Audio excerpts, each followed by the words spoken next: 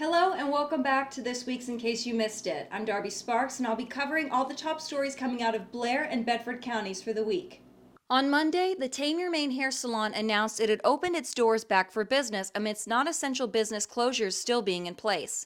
The salon was hit with heavy controversy but said they're taking necessary precautions to keep customers safe, their own way.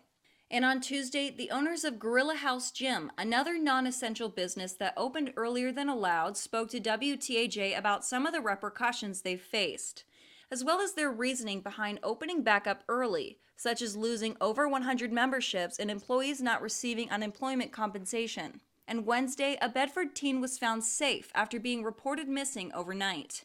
Police say the search for 16-year-old Kinley Barnes was one of the largest the county has ever seen, with over 150 participants traveling from counties nearby. Well, now we're going to send things out to our Devin Jackson, who has some of the stories you may have missed coming out of Center and Huntingdon counties.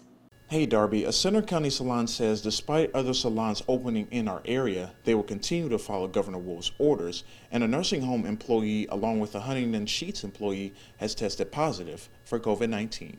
As previously reported on Monday, Tame Your Mane in Altoona decided to reopen their doors despite Governor Wolf's orders. Tony Campbell, who has been a co-owner of TJ's Family Hair Care in State College for 11 years, says she understands why they've reopened their doors, but adds that it's unfair to the salons following protocol. It's very hard. I've had clients that I've done for over 30 years and have reached out to us about all of this. It's not right. Either they're going to let us open or not. Tony says the salon has put up plastic dividers, a bin for clean and dirty capes, and are allowing one person per stylist. Centercrest, a nursing home in Bellefonte, say the employee who tested positive for the coronavirus has been in their home under self-quarantine since April 21st, after being in contact with a person who also tested positive for the virus. Centercrest is following the CDC guidelines in having all staff members undergo a mini health screening before entering the facility. They also say there are no active resident cases in the facility. A Sheets employee in Huntingdon has also tested positive for the virus. The employee worked at the Moore Street store in Huntingdon, and we're told the last time the employee worked in the store was April 27th. A PR manager from Sheets stated that they are taking top priority to protect the health of workers and customers. The store's interior and the gas pumps are being sanitized on a daily basis. That's all the stories from Center and Huntingdon counties. I'll send things back to you, Darby.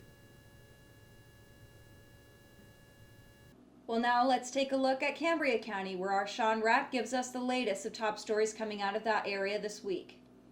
That's right, the city just received money to remove blighted properties, and a local flower shop just opened. We start on Tuesday with the Seeds Garden Center in Westmont. The shop aims to provide jobs to those with disabilities who may not get a chance elsewhere. Owner Vince Lewandowski's son Austin has autism, and he says that's where he got his inspiration to start the business. If you are disabled, especially mentally disabled, as you approach adulthood, many of the government programs cease, they dry up.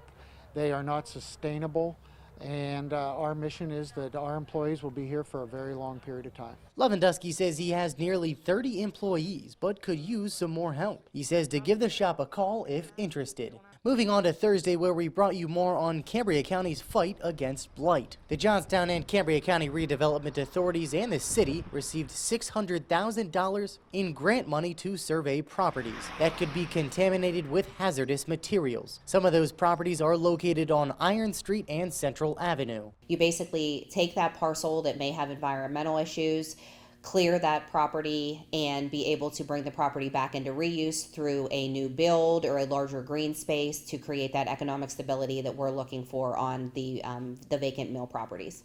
And that's a look at some of the stories you may have missed this week in Cambria County. Back to you.